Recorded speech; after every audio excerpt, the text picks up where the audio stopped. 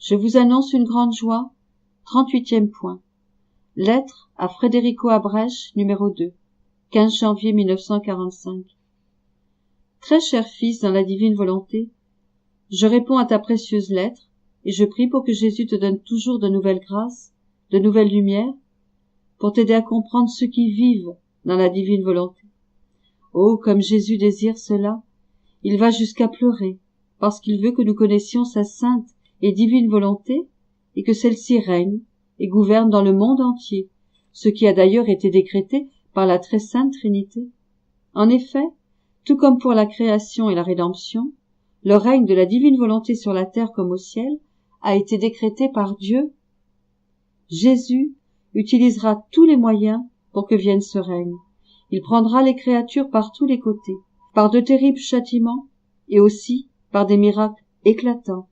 Il ira jusqu'à être le premier à se sacrifier. Il se placera à la tête de tous pour s'assurer que tous baignent dans la mer de la divine volonté. Si Jésus nous châtie, c'est vraiment pour ceci.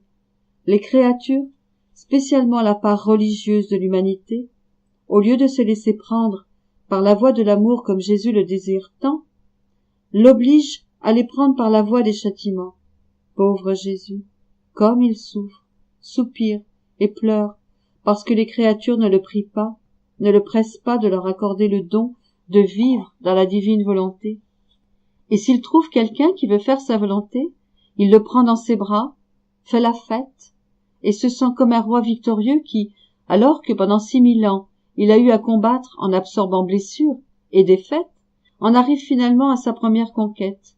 Victorieux, il se délecte et appelle tout le ciel à célébrer sa victoire. Pendant qu'il célèbre, il met sa sainteté, son amour, sa lumière et sa grâce à la disposition de la créature et lui donne le droit à sa céleste patrie. Ainsi, même pendant qu'elle est encore sur la terre, elle est en possession de la céleste patrie et peut dire « Ce qui se fait au ciel, je le fais sur la terre. Le ciel se réjouit et est heureux. Je fais de nouvelles conquêtes qui servent à apporter de nouvelles joies au ciel. Par conséquent, dis à tous qu'il n'y a rien de plus grand, de prodige plus frappant que de vivre dans la divine volonté. Nous nous mettons à la disposition de Dieu et il se met à notre disposition jusqu'à nous laisser former autant d'hosties que nous faisons d'actes dans sa sainte volonté. Les mères de la divine volonté ne sont pas encore connues des créatures. Si elles les connaissaient, elles se précipiteraient en elles pour y vivre la vie éternelle. Donc, nous prions et nous attendons. Jésus a les siècles à sa disposition. Ce qu'il ne fait pas aujourd'hui, il le fera demain, vu qu'aujourd'hui les esprits sont aveuglés. Demain, il trouvera des yeux qui pourront supporter la lumière de la divine volonté, et il fera alors ce qu'il n'a pas pu faire aujourd'hui.